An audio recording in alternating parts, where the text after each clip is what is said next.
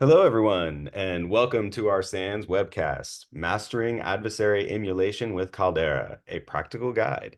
My name is Randall Jones. I'm the Offensive Operations Marketing Manager here at SANS, and I will be moderating today's webcast. And our featured speakers today are Jeroen Vandeleur and Jason Ostrom. Jeroen is the Technical Innovation Lead at Enviso, where he works with different environments, developing new security products for clients and assisting with their day-to-day security issues and continuous monitoring. And Jason is Principal Consultant at Stora Security, where he helps clients improve their readiness for security incidents and has contributed many tools, including Purple Cloud, which is an open source range for Azure Active Directory lab creation, as well as the more recent automated emulation, which is an automated breach and attack simulation lab. So I'll drop some of those links in the chat so that everyone has those. Just want to let you know if you have any questions for Jeroen and Jason during the webcast, please enter them in the Q&A window at any time during. And with that, I'll turn it over. Take it away, guys. Thank you very much, Randall, for that nice introduction. So welcome everybody joining our webcast related to mastering adversary emulation with Caldera. It needs, or the intention is that it's really like a practical guide. So I prepared like 160 slides so that it's going to be very practical there. No, of course, that's a joke aside. In that sense, we will be demoing a lot of things. And if there are indeed any questions, feel free to ask them in the Q&A. So I'm honored to do this together with indeed Jason Ostrom. So Jason is also co-author for the SEC 598 course, and he has developed a lot of tools. He's also an instructor for many other SANS courses. So pretty honored that Jason is joining us, and he will also at the end demonstrate some of his tooling that he recently developed related to firing ranges and also doing adversary emulation for that. So with that said, I think we can start. So actually, this all started with one common question. And I think it's also a little bit the objective of today. You see my friend Hulk. I tried to do webcasts, or I tried to do presentations with cute kitties, but that doesn't really work for me because I'm like really a gym addict in that perspective. So the objective of today is, okay, how can we automate common tasks within my life? So for me personally, that is, I have the professional side, which is of course cybersecurity, but I also have the gym side. So first of all, I took off and I thought, okay, let's automate gym sessions. Now, to be honest, it works. So definitely that worked. I can do many miles, but the only problem there is, well, it's not really reaching my goals because, yeah, as you can see, it's just, running on a treadmill in an automated fashion, which is, of course, not really ideal for your objective. So second answer to my question, and maybe the better one, well, how can I partially automate my job? So from a purple team perspective, or from a red team perspective, or from a blue team perspective, what kind of automation can we use here to actually automate some common tasks within my overall job? So with that being said, let's have a quick look at the agenda of today. So what are the topics for this session? Well, first of all, it's going to be very short, but we are going to do an introduction on Caldera, so what it is. So it's an open source tool developed by Mitra there. Then we are going to see, okay, what can we do with Caldera and how can we actually implement adversary emulation? So there are several ways we can actually introduce that. And in certain scenarios, how can we then use Caldera for doing emulation activities? Then, of course, what you're here for, the practical guide. So how can we develop maybe our own techniques? How can we make it a little bit more customized? So how can we leverage Caldera in a specific manner? And then, of course, we also have the practical guide from Jason, where he's going to introduce on how you can automatically set up, for example, a test environment to test certain things out. And we will have some time for questions and hopefully some nice answers there. So let's start with the beginning, and which is, of course, Caldera introduction. So what is Caldera as such, and why are we using Caldera? We are also heavily using it in our course, the SEC 598, which is security automation for offense, defense, and cloud. So within that course, we are also looking at that specific tool. Why are we using Caldera? Well, for example, what are some of the use cases? First of all, continuous testing for ongoing improvement. So within an automated manner, you would be able or more able to do it on a more continuous manner. Meaning there, you can repeatedly do testing, you can repeatedly do emulation there of specific techniques or specific adversaries that you want there. Knowledge sharing and understanding the tactics, techniques, and procedures related to adversaries, that's also definitely a good one. So you want to know what are those adversaries using and how are they actually breaching my environment. So how can you simulate that? And within Caldera, you actually have a plugin with Atomic Red Team, but also with Stockpile, where a lot of those, they call it abilities, but they are actually linked towards techniques there. So those abilities can already give you like a good impression of, okay, what are adversaries doing to breach my environment? And how can I effectively detect those kind of breaches? And then I think, yeah, last but not least, we want to maybe automate this in a more structured manner. So how can we actually look at certain of those activities, certain techniques, and how can we actually automate them so we can run them maybe on a weekly basis, on a daily basis, or a monthly basis? It depends a little bit on the requirements you have, of course. So automate common actions, that's also really something I want to stress in this particular webinar.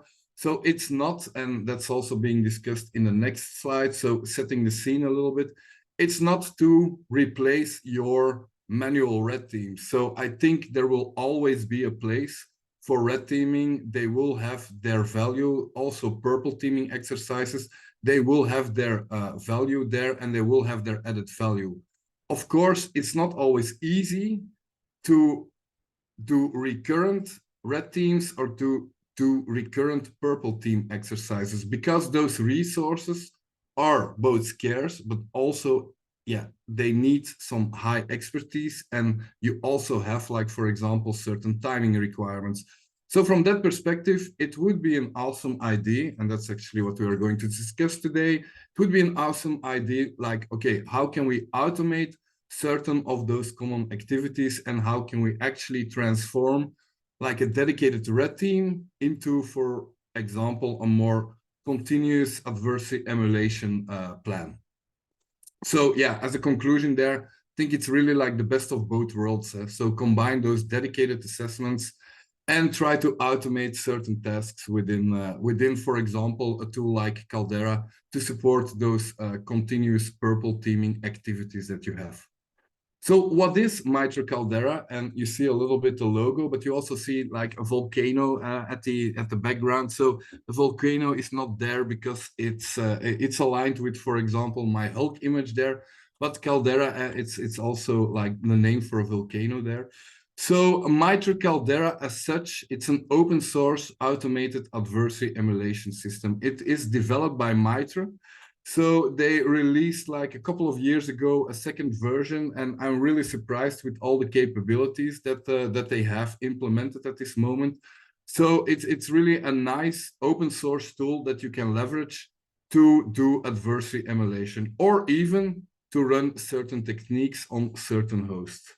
So what are we using Caldera for? Well, typically autonomous red team engagement. So this is really like emulating the tactics, techniques, procedures of known adversary profiles.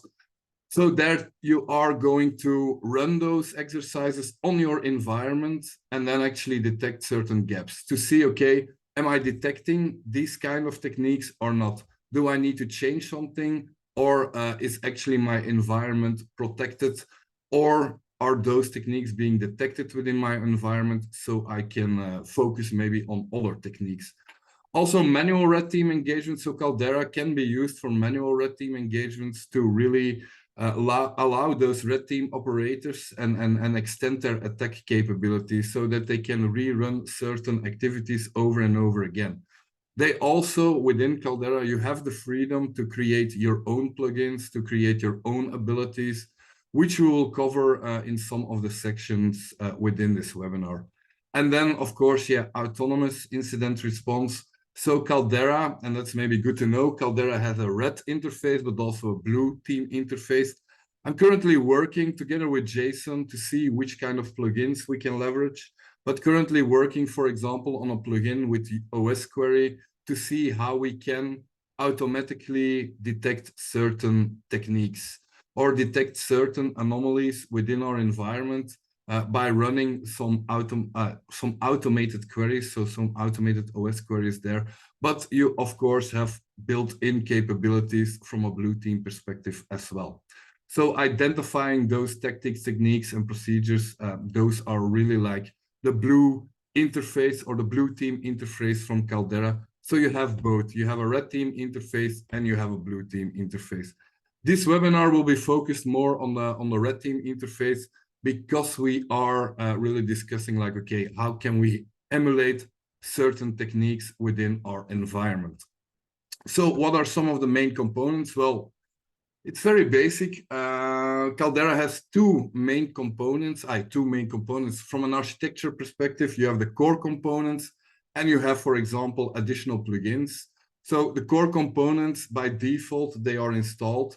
So they have certain agents you can install on your target systems. They have abilities. They have a plugin by default with Atomic Red Team.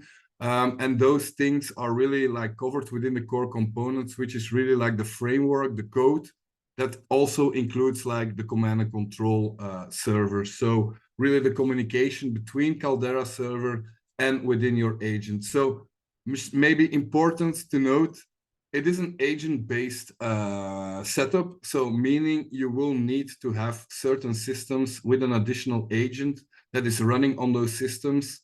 Multiple operating systems are being supported. So you have for Windows, you have for Linux, you also have for Mac. So those are actually included within those core components.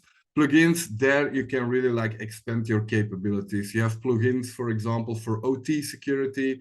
You can create your own agents, or you can even import your own emulation plans or your own techniques as you want to, of course. Looking at that, so what is maybe just to set the scene related to the basic components within Caldera? So what are really the basic components within Caldera and especially the terminology there? So within Caldera, you have abilities, adversaries, and operations. So that are three main components that you have over there. You also have, of course, the agents. Now, the agents is really like a remote access tool or a remote access Trojan towards your target system. But abilities, to set the scene there, they are really like a specific set of instructions. Typically, they are command line instructions that you can run on those target systems, and we will see how you can actually use them on a target system in one of the next demonstrations. Now, the adversary, so that's maybe an important part, is really chaining those abilities together. So you create an adversary profile, and there you are going to group abilities to actually represent, like, for example, an adversary. In this presentation, we are going to talk about APT29, for example. So chaining those techniques together, well, that you are going to do with an adversary profile. And then last but not least, you also need to run those profiles, of course, on a target system. So that's typically done by configuring an operation. So an operation as such is really like where you are going to link your profile, so link your adversary towards the agents where you want it to run on. So pretty important, abilities, adversaries, and operations. Those are really like some of the key concepts within Caldera. And then, of course, you also have the agents itself. Now, if we look a little bit at Caldera itself, so let's maybe have quick look on what we have here. So let me bring up the interface.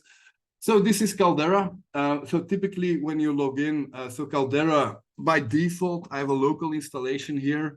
Now, I encourage you to look at the tool that Jason is going to explore later on, but I have a local installation here of Caldera, where I have Caldera being installed on an Ubuntu server, and this is typically the interface you have.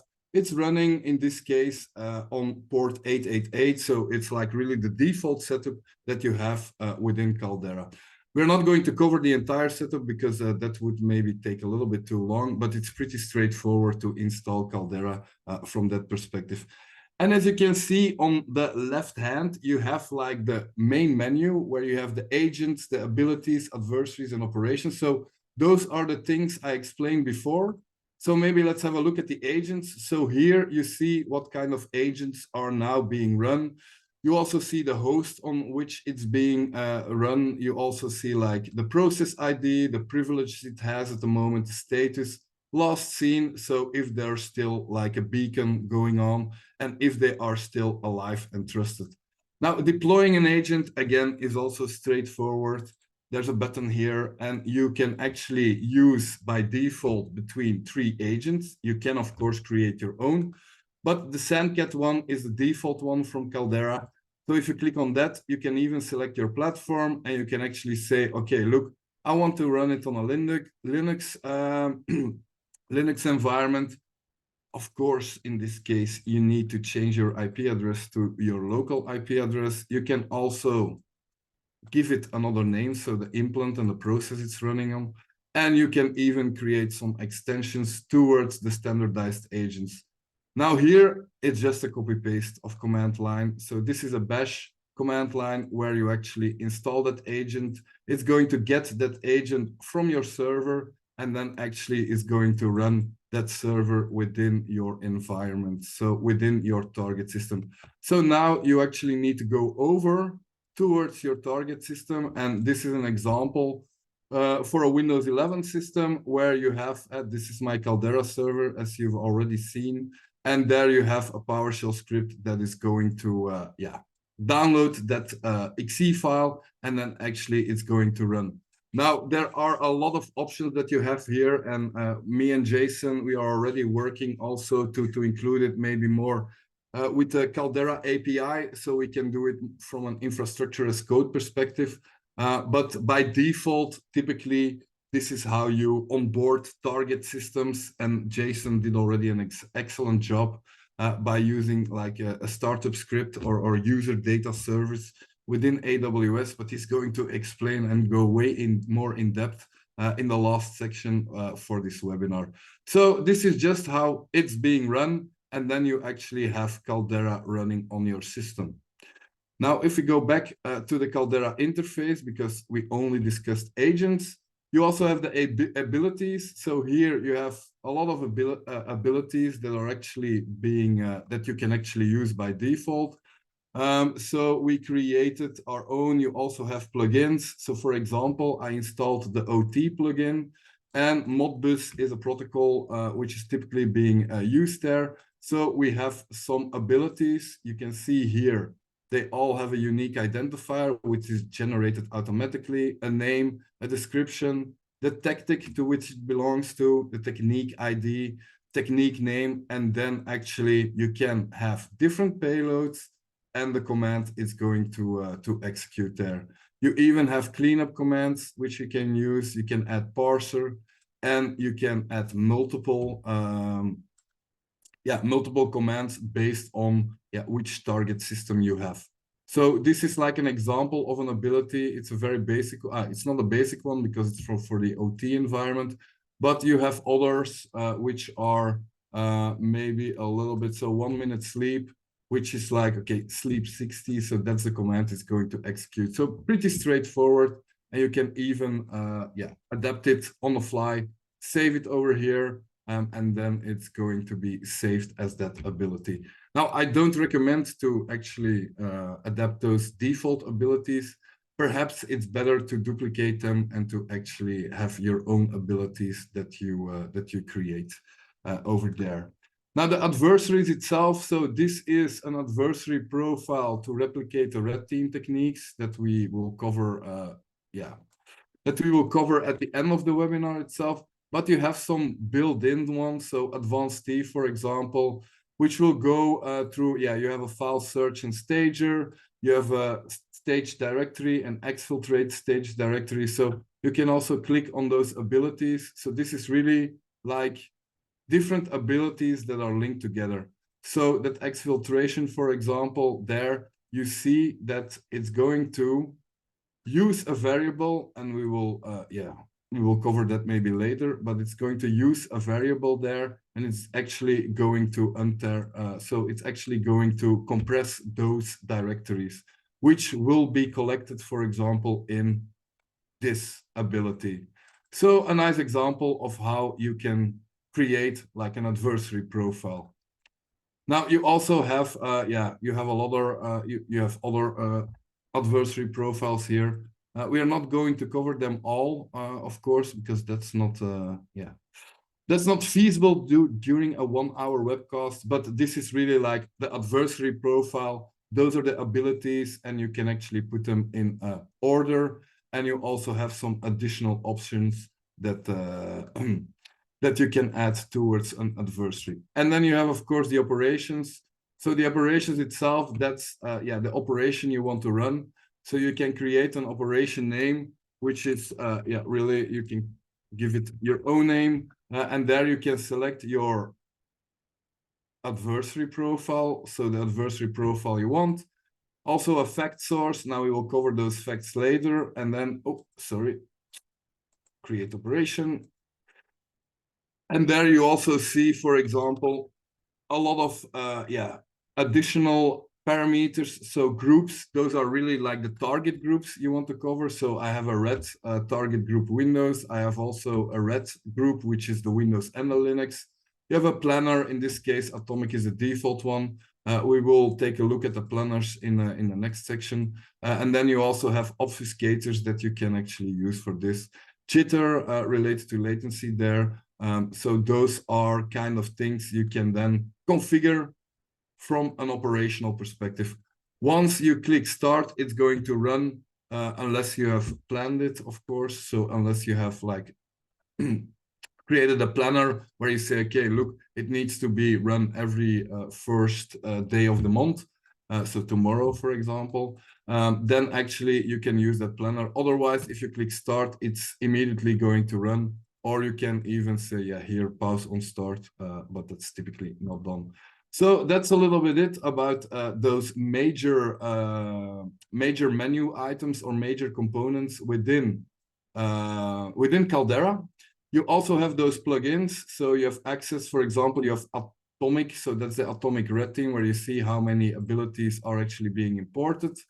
You have also, so those are really like plugins, like the backnet is a plugin for OT. You also have a game board, even to make it a little bit interesting between red and the blue team. You have the stockpile plugin where you have like 27 adversaries which are already being imported, and also an additional 158 abilities. So those are all plugins that that can actually be used. You even have a plugin for training, so which certificate you want to obtain here. And then, from a configuration perspective, you have facts. Well, facts are actually like collections of information. Imagine on one system, you collected like 5 usernames. You want to test them out on another system, maybe via another ability. From that perspective, a fact can actually be like that list of usernames, and you can then use those facts to run your other abilities. So it was a question that I saw a couple of years ago. Nobody responded actually on it, but with facts you are able to take the output of an ability and put it as an input of the next ability. So that's something we will see also in one of the demonstration there. And then you, of course, have also the configuration. So here are some basic settings, and you have the plugins. So those are the plugins that are at the moment being enabled from my perspective. Now, if you want to enable a plugin, then you need to restart the Caldera service, which is an easy command where you can actually use Python and restart the Caldera service on your local system there. Same for payloads. If you want to upload customized payloads, let me quickly grab like the source file. Source system for my Caldera. So here you have Caldera running, and there you have like the structure of Caldera. So typically you have data, and then you have, for example, payloads, and there you already see like I uploaded, for example, the John the Ripper.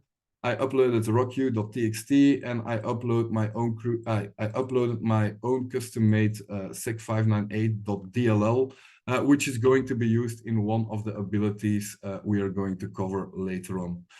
So based on that, we cannot go through all those plugins, or even, so this is, for example, a plugin I'm at this moment developing related to OS query, but we cannot cover, of course, all those plugins. But if there are any questions related to that, let me know, and we will be happy to answer those questions in the Q&A section. Yeah, Jeroen, we actually have a few questions built up Okay, perfect. that are in there. Yeah, if you want to go to the Q&A, I think we're good to go. Let me quickly go. So the default command control, which comes, so one question is the default command and control server, which come with Caldera, is flagged by your antivirus. That's true. So that's also why typically from a testing perspective, or from an, how do you say it? If you want to use it in production, typically we use dedicated systems there, where we have like one folder being excluded, and we put that service and that executable in that specific folder. So we have a very specific exclusion on a specific system so that it cannot actually execute those tasks. So should we disable, remove antivirus? To be honest, no, maybe in the beginning, because the reasoning behind Caldera and Adversary Emulation is you want to know how your system is detecting certain techniques. So you're disabling your antivirus or your EDR tooling would actually allow you to execute more and more techniques there, which are not being detected. So from that perspective, we typically just exclude the agent, and then all those techniques are not being excluded. Why? Because we want to know, okay, is it being detected? Is it being blocked or not? So from that perspective, I think it's good to have an exclusion for the agent and the process as such, but not really from a perspective. If you want to just disable your entire antivirus system, then it's not going to, then your techniques will not be detected from that perspective via your EDR tooling or your adversary emulation tool. And next question I have, what's the difference between Caldera and Atomic Red Team? So I think there also the difference. So Atomic Red Team, I love Atomic Red Team because it's very easy, very straightforward to set up.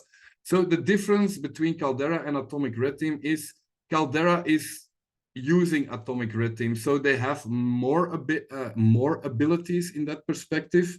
And you are able to easily emulate those different techniques with Caldera. So meaning from an Atomic Red Team perspective, you typically execute or invoke Atomic for a specific technique. But if you want to use the output from that technique towards another technique, then you need to script it on your own. Now we're covering that as well in the sec598. So an excellent question. We're covering that as well. You can do that, of course, with PowerShell, because PowerShell there is like the basis for Atomic Red Team. And that's also a little bit the advantage of Atomic Red Team. You don't need an additional agent. You can just implement you can just configure that module. And with PowerShell, it's going to actually execute those atomic files. Here also, you will need to do an exclusion of that Atomic Red Team folder, because otherwise a lot of those techniques are being blocked. We use vector.io for tracking. Is there any direct integration between Caldera and Vector? That's a very good question. I don't know by heart, maybe Jason, you know, but I don't know by heart if there is an integration, but there is an API available. So in that perspective, I would assume you would be able to actually onboard Caldera and get the information and actually get that information into Vector. Yeah, I was also going to add, Jeroen, we have the automation in the last demo where it automatically sets up Vector in the little automated emulation lab. So maybe you guys can see what we do there, and maybe we can take away some ideas on how to automate that integration. But yeah, we already do build Vector into this lab that we're about to demonstrate. Yeah. Are there any alternatives for Vector.io? There are some commercial ones, but I actually like Vector in that perspective. I don't know, Jason, if you have experience with other open source toolings that have the same capabilities as Vector.io, but from my perspective, yeah, I typically use for these kind of assessments or for continuous purple teaming or purple teaming as such, I typically use Vector from that perspective. So I don't know if there are any other toolings at this moment. Not that I know of, but yeah, there are so many tools at this moment. So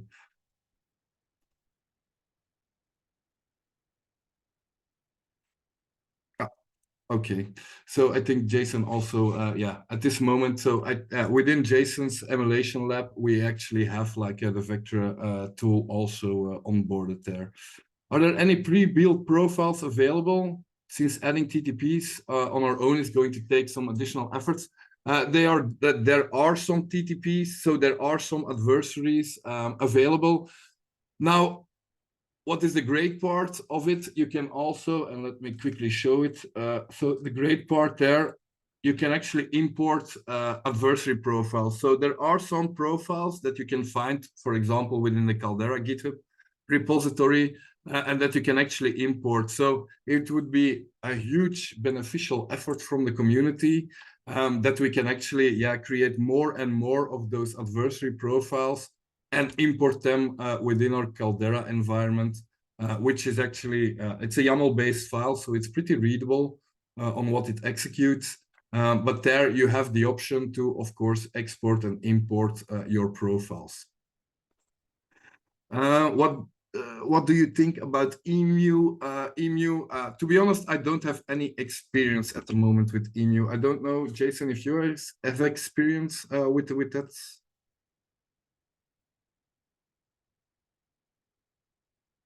So happy to check it out. Happy to follow up on that question. But I have to admit that I don't have extended experience with that emulation tool.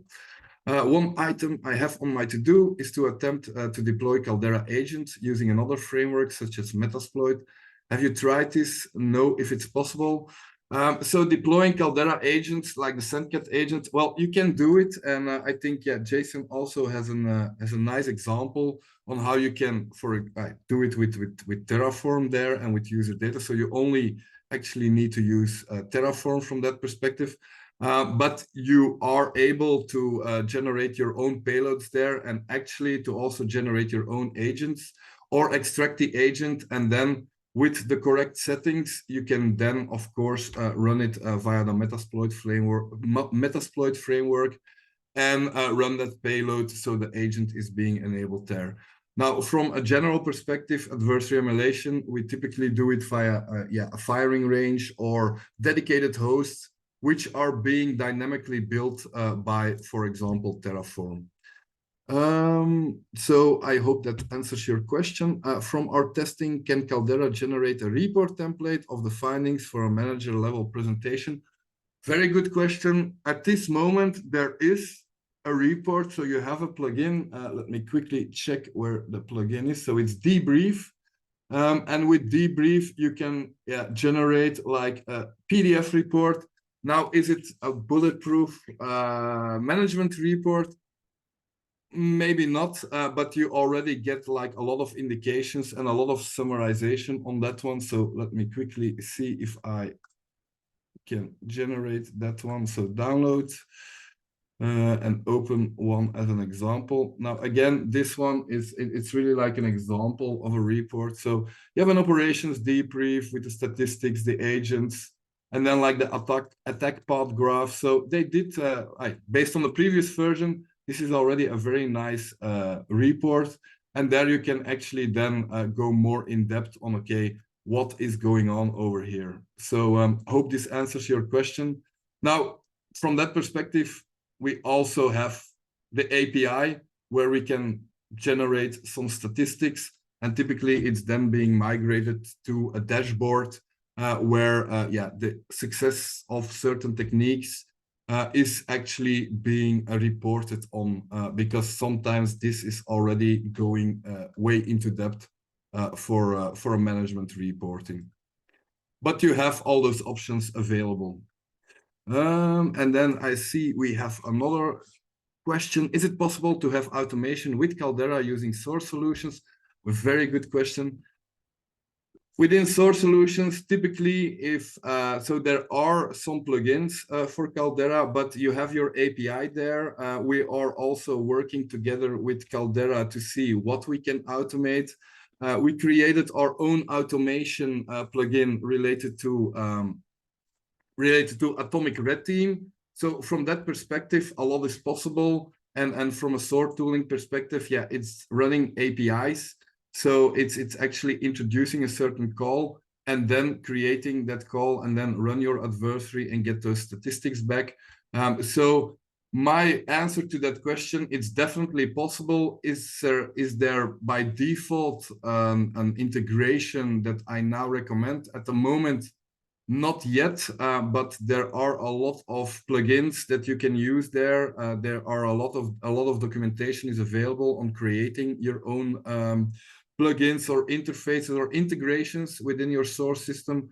So I think there also, the option is available there. How can we add additional profiles to Caldera GitHub for public? Well, actually, there is a community. I need to check it out, but maybe, let's do that. Let's do that during the Q&A. But there is a public repository for Caldera. There are some emulation plans where you can actually onboard your own emulation plans, and then within Caldera also they are very open and willing to add additional input from the community, so that wouldn't be an issue to add those additional profiles if you want to create your own profiles there. Caldera and/or Vectra should be deployed on-prem or in the cloud. Which one would be best approach to start? Well, very good question.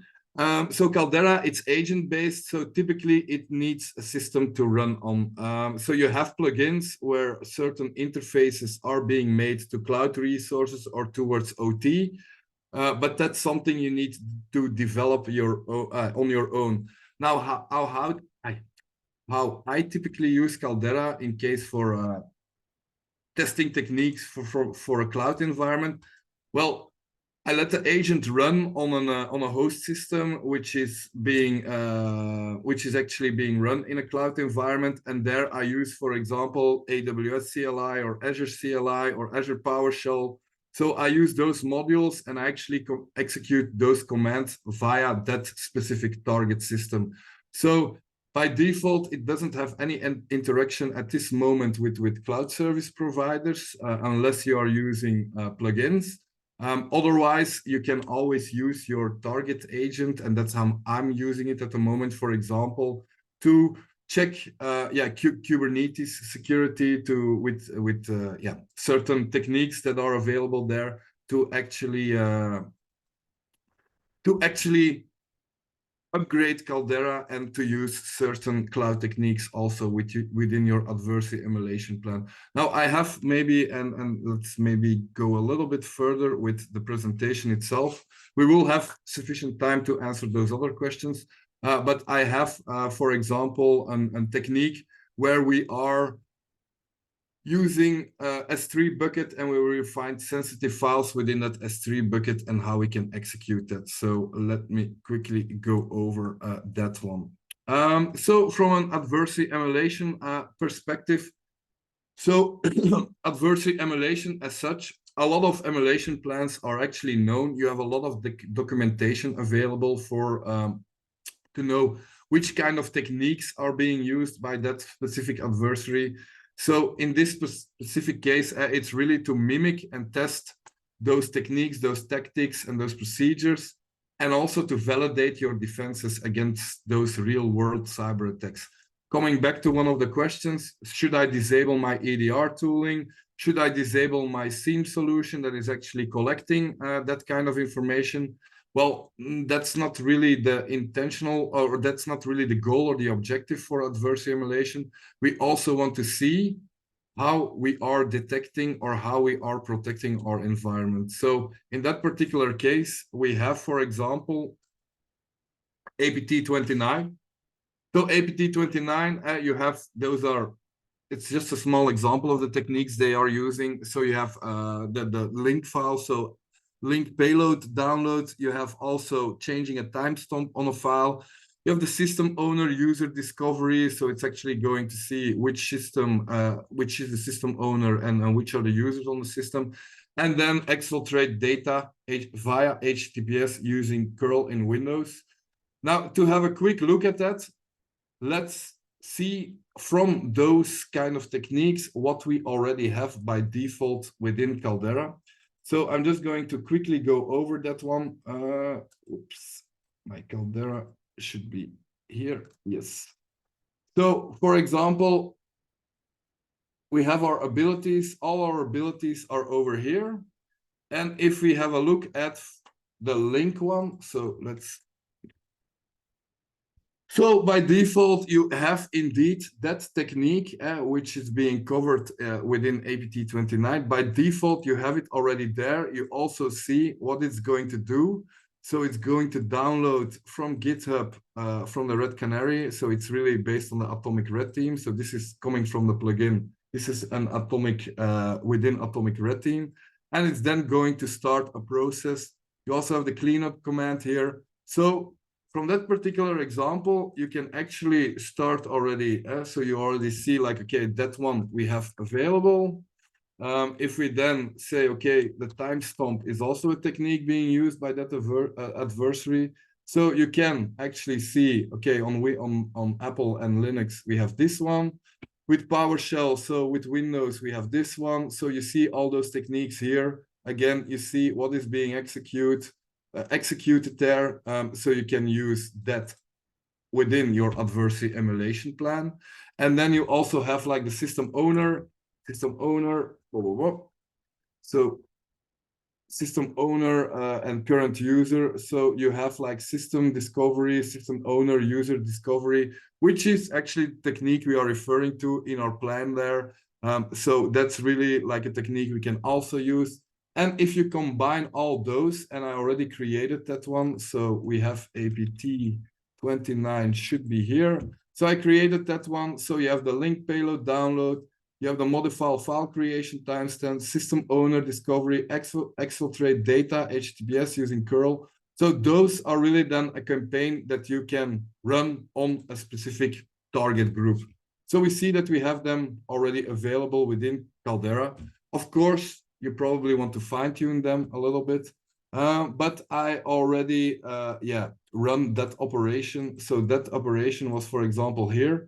And here you see that, well, the link payload download already failed. That doesn't mean that that link payload, that the command failed, but it means that something failed during the technique, which can be like, for example, EDR triggering, like, okay, this is not allowed, and we are going to block that.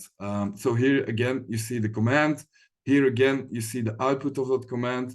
So there was a process, but that has been terminated. So probably our antivirus tooling said like, okay, look, this is not what we need to have over here. So we already see like, okay, this technique is being prevented by, for example, our EDR tooling. Now, again, you can create your customized payloads there. So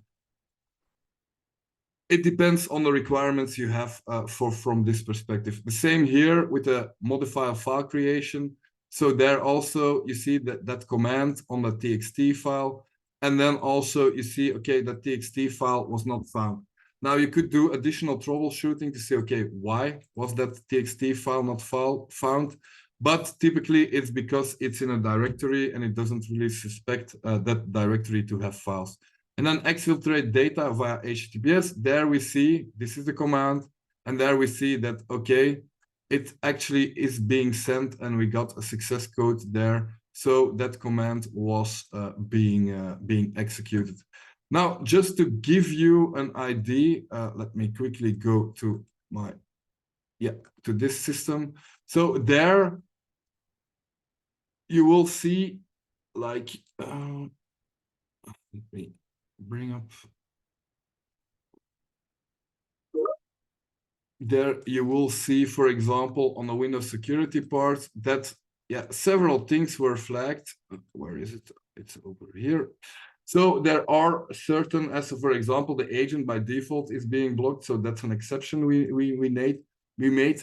But tamper protection there is off, threat quarantine. So here also you see, for example, that test10.link file that is being quarantined. So meaning there also the technique, that's why the reasoning why the technique doesn't work. On the other hand, adapt it and try to change it so it does work, and then see how your environment is being resilient against that ATP. Let's move back again towards our presentation because we still have some things to cover. And I also want to have sufficient time to actually allow Jason to demonstrate his tool. So mastering adversary emulation with Caldera, a practical guide.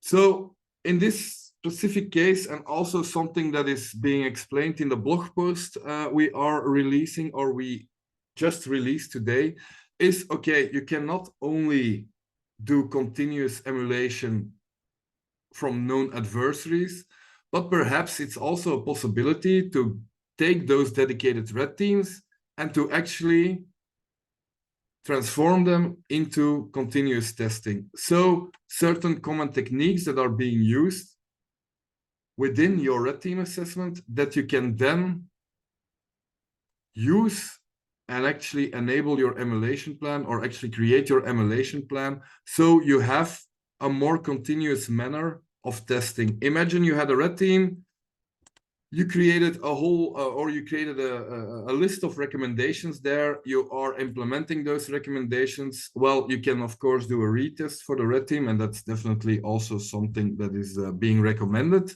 But also from a more continuous perspective, if you have changes on the longer term, well, if you can translate your red team based on the outcome and based on the findings towards a continuous testing plan, then probably it's a good idea to emulate that on a weekly basis and see what is being changed.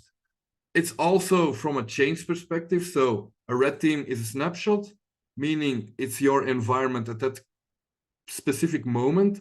So if changes occurs within your environment, you also want to know, okay, does that change impact, for example, the results or the techniques that were being used in a red team of a couple of months ago? So those are some of the use cases where we are using continuous emulation or continuous adversary emulation, and how we translated, for example, red team exercises into a more continuous and automated manner. So if we look at the small example, so we have our red team was finalized. We have a follow-up session with the red team to actually see, okay, what kind of techniques were being executed, what kind of payloads are being abused, or what kind of payloads are being used within that red team assessment. So there you will see, like, okay, there was an execution through run DLL 32. There were credentials found in a specific file.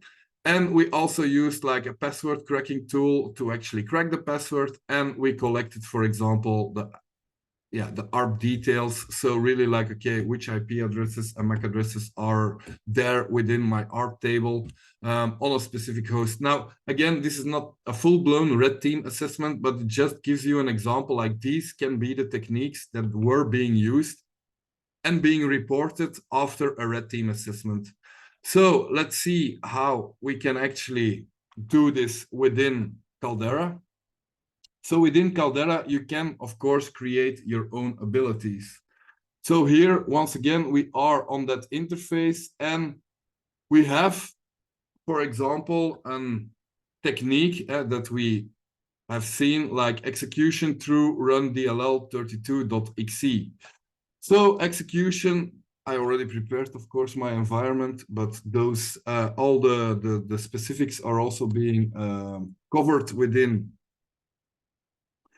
our blog post. So the run DLL, so you have a lot of run DLLs here. So let me quickly check which one it was. I have an adversary created based on a red team assessment that we actually just discussed. So let me quickly get that red team assessment. So this is one that I completely manually created based on the output of a red team. So here you see run DLL, execution, get credentials. So those were like the credentials in files, get password, collect those details from our table. So what is it going to do? For example, here, those are the things you need to create when you are, or this is the information you need to give when you are creating a new ability. So actually a new technique. So the technique itself, the ability, so you have an ID, you have the name, you have a description, the tactic itself, then the technique ID, technique name. And here, this is the interesting part, of course. There you can actually say, okay, I want to use this on a Windows platform. I want to use CMD PowerShell. So in this case, it was PowerShell. And even you already saw it in my folder structure, you can upload your own DLL files. And then you can actually create and copy the command that was executed during your red team. So in this example, it's going to download that payload. So that payload is available on my Caldera server. So there it's going to download that payload. And then it's going to put that output into sec598.txt. So it's just an example there how you can upload and create and actually use your own payloads, and it's being shipped within that ability. You also have like a cleanup command here so that you can add so that actually that file is being removed. Then maybe to answer your question related to cloud, so related to cloud components. So here, what are we doing here? So that was a technique also being discovered or also being used by a red teamers, so a manual red team. So they found apparently with a cloud enumeration tool, they found a TXT file with some credentials in it, and those credentials are being downloaded on that system. And then actually we will echo out the user. So it is being set in a specific format, and there we are going to echo out the user. And then also getting the password, of course. So here you see those payloads. Again, those were my own payloads that I uploaded towards my Caldera server. So we just throw, and I know it's not the best idea for a red team assessment, but we just throw the zipped archive of John the Ripper, so a password cracking tool, and a password list to actually crack our password that was found in this case, like for example, that TXT file. And then last but not least, we also have this simple command to actually run it on our target system. To get our details. So now we can just create an operation name, run red team assessment. You can create an adversary. So actually select an adversary, and there you have that red team emulation plan. So boom, we're going to use that one. I'm going to say, because it's Windows based, because we are using PowerShell here, I'm going to say it's Windows. The planner, it's atomic because we are using that one. You can also use obfuscators here. Now, for the first run, I typically use the plain text one, and the rest are really good from a default perspective. So now it's actually being running. So the current state, it actually started. And now we just have to wait. We have our command over here that you see, okay, copy that DLL file that we have in that ability and then run it.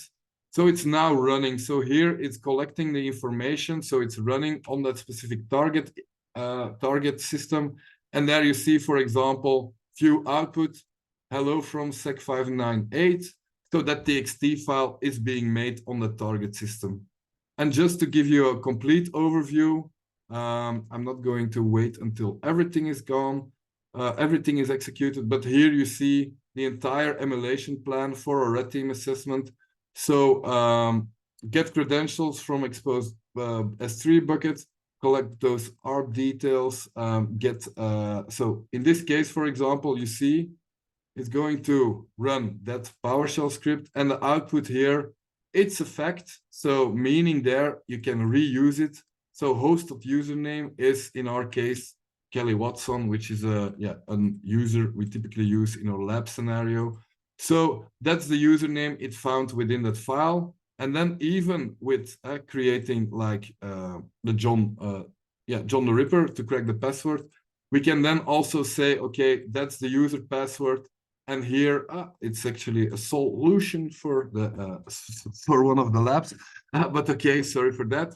But you see that the output is over there and that you actually cracked the password for that specific user based on the file you retrieved here. And then, yeah, the ARP details. So those are the ARP details you have for that specific system. So pretty easy to set up. And actually, it would also be great if we can collaborate with red teamers to create as an output, not only a report, but maybe also some emulation plans that in the near future we can use to run it in a more continuous manner based on, for example, this emulation plan.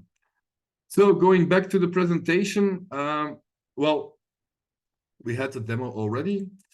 So let's maybe conclude a little bit with the way forward, because I see we are almost at the end of our webinar, but we still have the amazing things that Jason developed. So please, also from that perspective, I really like to thank Jason, who made like an entire setup where you can easily spin this up, everything I did at the moment, where you can easily spin it up in a matter of minutes. On AWS, so that's pretty awesome. So what is the way forward here? Well, I think first of all, it's not going to replace red teams. It's not going to replace purple team exercises. They have their value, and it's really like performing a realistic attack scenario, and also really testing on a realistic basis your defense level against those threats. There are many tools that you can use. For example, Atomic Red Team is one of those tools, but there you need to have a little bit more, how do we call it, typically duct tape to glue everything together. But Caldera, for example, is already like a nice tool that you can leverage to actually do adversary emulation. You also have commercial ones, which also give you emulation plans for known ATPs. So that's maybe also another option you could potentially implement. And then I think, and that's really like the message we want to bring also over here, that if you can leverage those one-off exercises, those really dedicated exercises, but also what is coming in from the community itself, then you will already have like a strong enabler. So continuous purple teaming is really something we want to work on.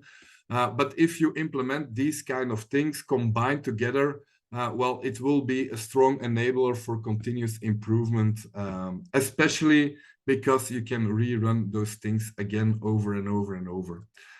So from that perspective, I think, the Hulk is gone. And we are actually now going to go more into transformation related to, okay, how can we automate those kind of things? So I wanted to introduce Jason, who actually developed like the automated emulation tool. The GitHub link is over there, but it will be shared also in the webinar. So automated emulation, Jason, I really used it already a lot. A lot of my colleagues also use it. Also from a testing perspective, it's just easy. Also the purple cloud thing. So I'm pretty honored to introduce you, Jason, over here, who's also co-teaching the Sec 598 course. on automation, security automation. So Jason, go ahead and yeah, show us the tool you developed and what kind of features are there. So All right. Hey, everyone. Hello. Thank you for the introduction, Jeroen. Are you guys able to hear me okay? Jeroen, can you hear me? yes, I can hear you pretty well. Okay. Thank you all for attending once again. And what we're going to do is I'm going to do a quick demo, 5 to 10 minutes. We're totally respectful of your time, so we want to make sure we get you guys out of here. And we'll do a quick little demonstration here. So are you able to see my screen here as well? Yes, you're looking good, Jason. Okay, great. Okay, so welcome in. First thing I want to do is why did we create this tool? It's called Automated Emulation. It's an open source tool that allows you basically to create your own little security playground for professional and personal development to get better. Why did I create it? Because I'm all about continuous learning. I want to get better and improve myself. I want to be able to create these attack techniques and TTPs, chain them together, do adversary emulations. It was a way for me to get better.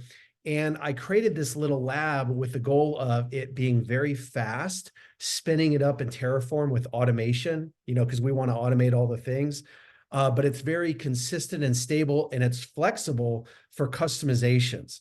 So you guys can take this, use it in your own learning, and use it within your enterprise. And my hope is you guys can take this back to your organization and use it, and then maybe come back to Jeroen and I and say, what are some capabilities you guys would like to see in this so we could continue to advance this? I'm going to do a demonstration here. Here's what I'm going to do. Up at the top here, I already ran the automated emulation lab that built the lab.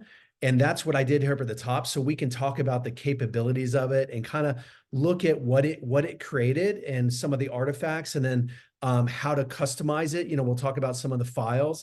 And then down here, I'm going to do a live demo of it if we have the time, and kind of show you it running live to see how fast, because literally you can go get a cup of coffee and this thing builds in about 1 minute. And it does all the stuff that Jeroen was demonstrating. You don't have to go out and download Caldera. It automatically builds Caldera for you using Terraform infrastructure as code.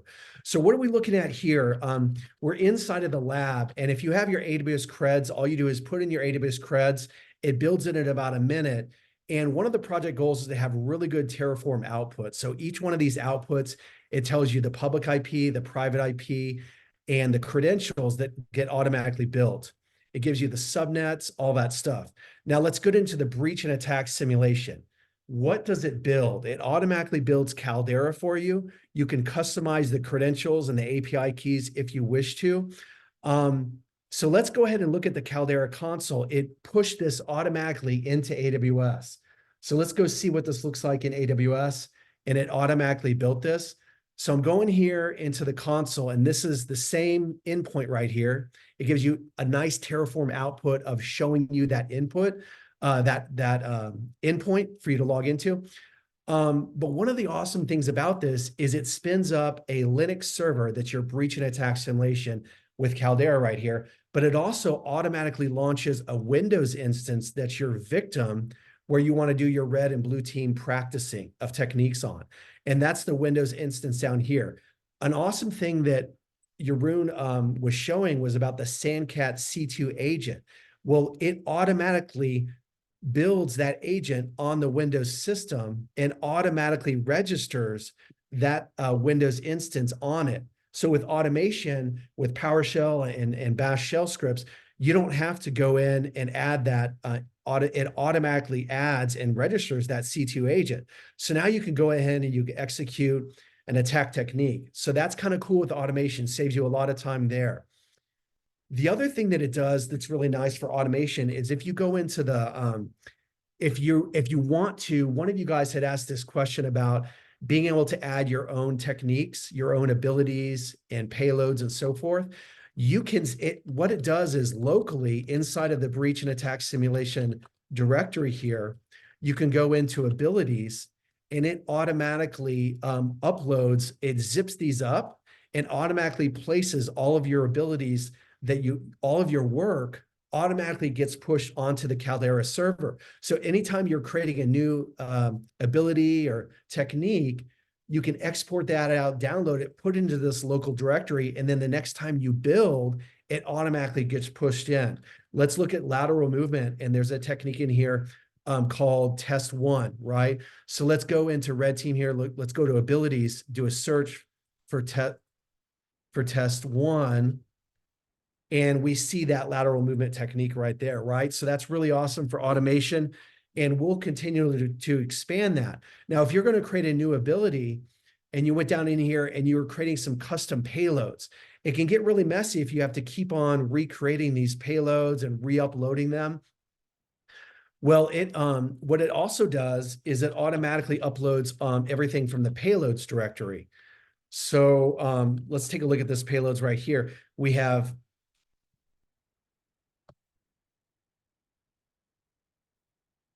script1.sh and test.dll.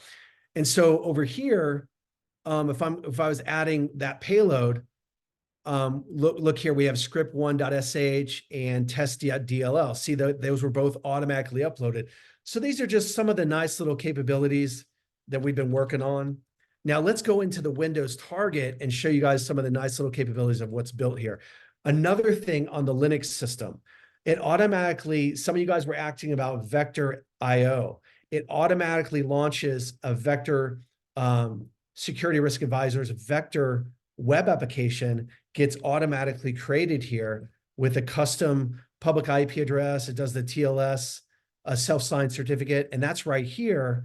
And you can customize that as much as you want here. So I logged into that endpoint, and that's the public fully qualified DNS right there. So then if you want to track your red and purple team activities, you can do that with automation. You can automatically push this into a lab. One of you guys had asked about integrations with a SOAR. I think this is a great thing for Jeroen and I to look into. If that's something you guys want to see, maybe we can look at adding to these features where you could automatically integrate this into a SOAR or a SIM and do that integration. So that's everything on the breach and attack simulation Linux server. Let's pivot over to the Windows server with this public IP. Now, one of the cool things about the lab is it automatically whitelists your public IP address. Now, I changed this right here, but it automatically will find your public IP and then add the security group so only you are allowed to connect to it here. So let me go ahead and RDP in, and it gives you those creds, and we're in. So this is the way things get built. If you wanted to customize this, everything gets built into the Terraform directory. There's a main bootstrap script, and the beauty of this is it uses something called user data within AWS, where you don't have to have a secondary tool. It's very fast, stable, and consistent, where it will automatically build that. You can customize this right here. You can add your own scripts and files inside of the Windows directory. And there's a red team script right here that adds all your red team tooling, like Atomic Red Team. And for the blue team, it'll automatically add a sysmon. So let's look at it really quick. We have here, this is the main bootstrap script. We have a red log, red team script. We have the sysmon. So I'm just going to fire up PowerShell and show you guys real quick.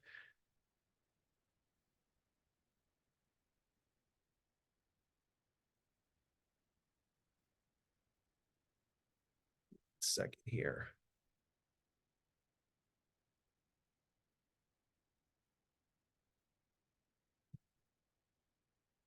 So we could get service, name, sysmon.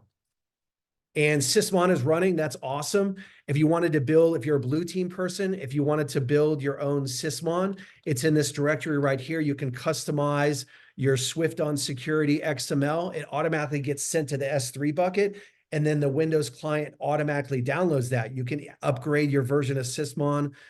This is based on version 10. So there's some customization there that automatically gets built. Let's finally look at this. If I want to, now, one of the awesome things is it automatically does everything that you need to do Atomic Red Team. So I'm just going to do a little atomic test here. Right here. And it automatically runs a living off the land binary of regserve 32, and it pops up calc right there. So it automatically turned off Defender real-time protection. So you can, it bootstraps the system that way so you can easily test these. And you can customize that in the Bootstrap script. And all the documentation is on the Automated Adversaries website. If you wanted to add your own custom scripts or just change the existing scripts, you can do that with this. So that's kind of a little demonstration of what we built. Let's go ahead and run it live and you guys can see how fast. This is a secondary AWS account. I'm going to spin it up here and then we're going to go ahead and show you guys how fast this spins up. This will build in about a little over a minute. So what I was saying before is, as this secondary one is spinning up in the account, if you wanted to customize the security groups, one of the issues that I see is you, let's do Terraform state list. As this is building here, we'll play around with this.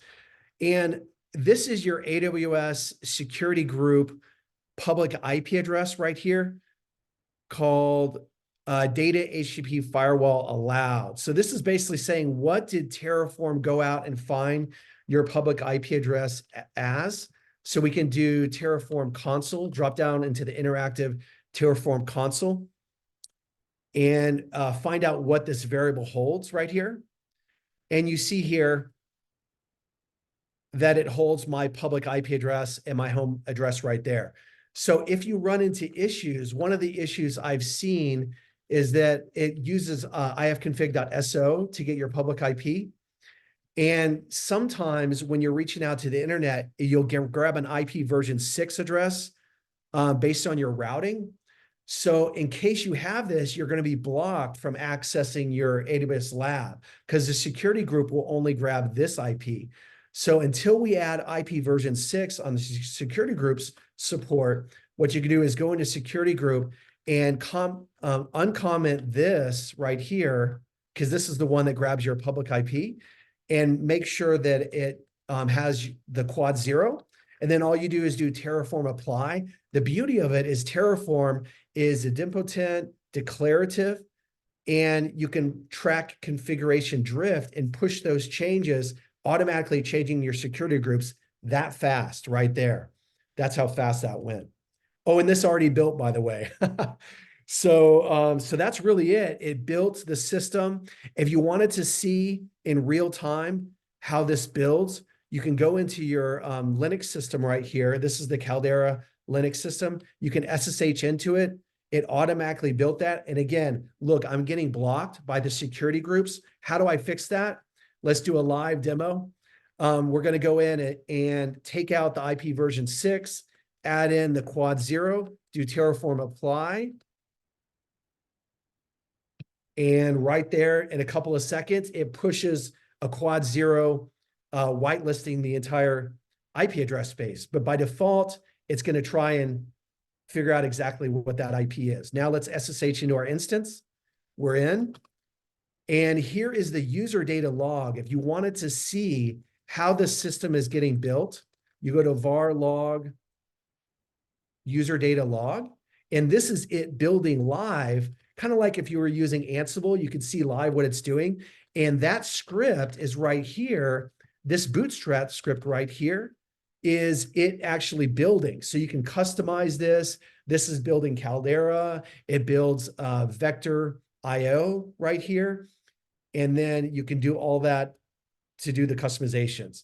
If you wanted to put custom new data inside of the S3 bucket, you can do it that way. So that's great.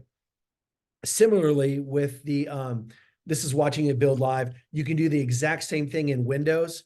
You can go into your Windows server and there's a user data log script, and you can look at the main Bootstrap script of your Windows system if you wanted to customize this. So that is it. I definitely went over a little bit because I'm very passionate about this. I used to work for SANS building out cyber ranges as my full-time job, and this was a hobby of mine. So I really enjoy, seeing how people can use this stuff. And that's really it. I don't know if there's any questions that we can answer, but Jeroen, did you want to add anything? Because that's really what I No, wanted no, to show was the capabilities of the automation here for what we're building. yeah, no, definitely. I think you see a little bit the power of yeah, your project that you automated emulation, especially from that perspective. Like you only need to have Terraform, so there's no additional component that you need. So everything is based in Terraform, which is a differentiator if I look at a lot of other firing ranges, which of course they can have another objective or goal there. But it's really, I really use this on almost a daily basis just to reconfigure certain things and actually to rerun certain emulation campaigns on a test environment, so I know what's going on there. So no, definitely, I think you showed a lot of capabilities, and I also believe we can talk hours on this on this tool and what the capabilities are. And from a question perspective, I see there are still five questions that are open. So I don't know, Jason. Yeah, I'll answer them. I actually was going to do one more little thing to talk about the future going beyond this. But let's answer the questions here. Is there a Snap Labs version of automated emulation? No, not that I'm aware of. Might be something that we can look at. Definitely capabilities. You know, if you go to the GitHub for automated emulation, open up a GitHub issue. If you want to do a feature request or maybe talking about something, we're open to contributors and collaborators. What does the average lab cost per hour? I have not added that yet to it, anonymous attendee. But that's definitely something that you want to factor in, right? So I have another tool that I'm going to talk about in a second, and I added a cost estimator on that. But I did do on the Windows instance, I did a micro instance to make it as small as possible. And the Linux instance is a T2 small. So try to keep it very cost effective. But AWS is not bad, but I definitely think we need to add that in there, a cost estimator. So answer that question. You see I'm using Mac in the GitHub in the demo. Yes, I've tested out on Ubuntu. It definitely works. The reason why is because it's all about Terraform, the Terraform client. The Terraform code is already there. So it definitely works on Ubuntu. I'm just saying the development environment was what we tested. What we created on was Mac. Okay. So Terraform is a universal tool that's cross-platform, and the Terraform HCL files are compliant with the CLI tool. So it's more about the version of Terraform that I used. So we answered that question. Can we add 2 more IPs to the include list? Yeah, can you DM me your password too? And then I'll go ahead and get that going. And yeah, so that was really it. If you guys want to check out the next kind of phase of this that we're looking at, Jeroen and I, is an exclusive peek into this tool called Operator Lab. Operator Lab is basically creates automated emulation. It's a tool that we have not released yet.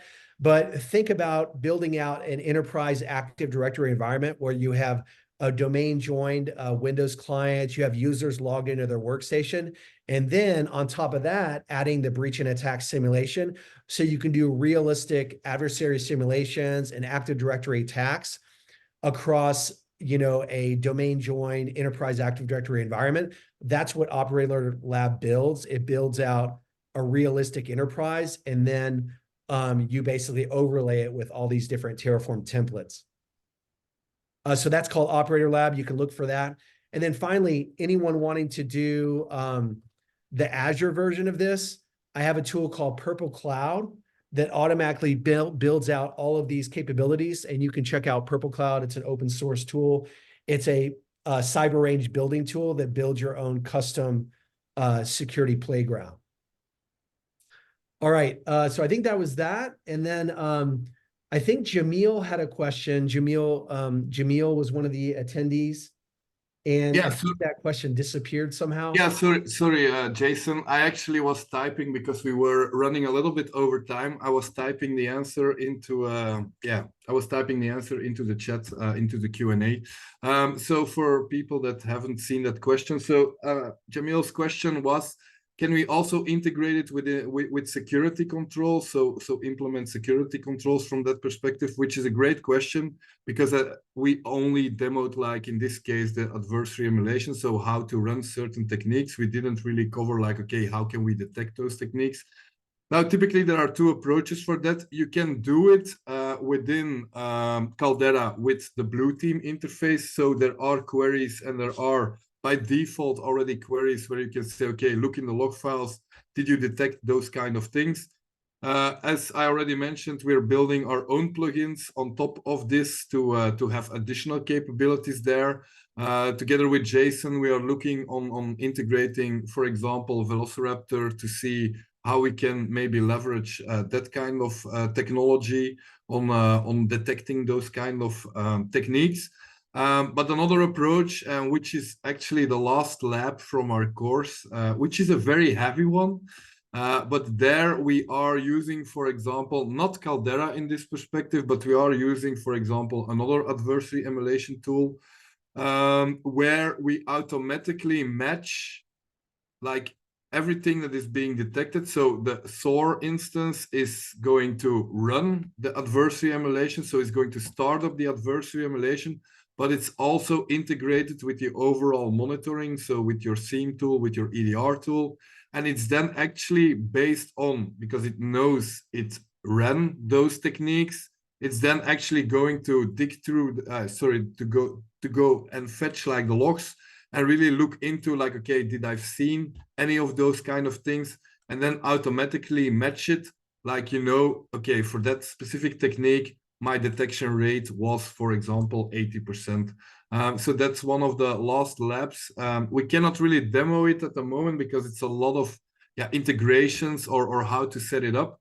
It's pretty extensive. But yeah, it's being covered there also in the course. But I think definitely you can integrate those security controls. But again, yeah, in certain cases, you will need to have some duct tape or build something around it at the moment. And I think we have one last question still, Jason. So there, can I use Caldera to map vulnerabilities into LLM development environments? So large language modules. And that's a good question again. So from that perspective, I'm looking into the techniques that are available. So I know, there is like a MITRE attack framework related to like large language models. But in that perspective, I'm not really aware, especially not from a vulnerability perspective. I'm not really aware if you can easily link it towards those models. Now, on the other hand, something we are also looking into is how can we leverage those modules, for example, to translate adversaries into certain techniques or customize certain techniques, because it's publicly known information. So in that specific perspective, you can also use those modules for translation. But I'm not really aware of really like that you can use Caldera to check vulnerabilities in that kind of perspective at the moment. All right. Well, that was really amazing. Was there any final comments there that you guys wanted to make? Not for From me, my no. perspective, It's been sorry, go great. ahead, Jason. Jason, No, thank you you had guys. Thanks amazing everyone for tool. attending that's still hanging around. Sorry we went over, but I really enjoyed doing this with Jeroen. And check us out. Touch base if you guys have any questions. Yeah, for me the same. Sorry that we went over time, but yeah, I think also if you have some additional time, it's going to be recorded, so you can definitely rewatch it. You can definitely check it out again. And don't feel free indeed to reach out. I hope you enjoyed a little bit the practical side of our presentation. That's sometimes also the disadvantage related to timing. But again, very interesting questions, and hopefully we could answer some of them. And hopefully, yeah, maybe we can see you in our in the SEC 598 course, which is going to be run in Dallas. in March. In any case, if there are any additional questions, feel free to reach out. Our contact details are actually on the SANS website as well. Yeah, and Yeah. I just want to add one more thing that Jeroen, I don't know if you saw this, but there were a lot of comments about people asking about integrating Caldera with cloud-based adversary simulation, cloud attacks like Stratus Red Team. I just think it's something to hang on to because a lot of the people were interested in that. The integration between, Caldera and orchestration of the attacks with cloud-based TTPs and like Microsoft 365 attacks. So definitely something to look into, and thanks for sharing on that, guys. So before the short outro here, I just want to mention for everyone still on here, there are quite a few links that are in the chat. I dropped GitHub links to automated emulation, Caldera. There's a link to the blog that was published that Jeroen mentioned that was published this morning as well that is related. That's also on the webcast page. So several links in there. I also dropped a link to our SANS Offensive Ops Discord server. So if you want to join there, you can actually communicate directly with Jeroen and Jason. There is a Security 598 channel there specifically, so you can drop questions in there or in the webcast. Please be kind and tag them if you do, so they have a chance of actually seeing it amidst all the discussion. As Jeroen mentioned, this webcast is being recorded and it will be available in your SANS portal account as well as on the webcast registration page. I mentioned in chat that the link to the blog is also on the webcast registration page. And upcoming webcasts are always available on sans.org/webcasts. And you and Jason, I just want to say thanks again. Awesome content, very good questions, great presentation, good times. I think we should just do it again. Yeah, thanks a lot for the support, Randall. Perfect. Thank you. All right, Take thanks care. everyone, and have a great day. Bye, Bye-bye. everyone.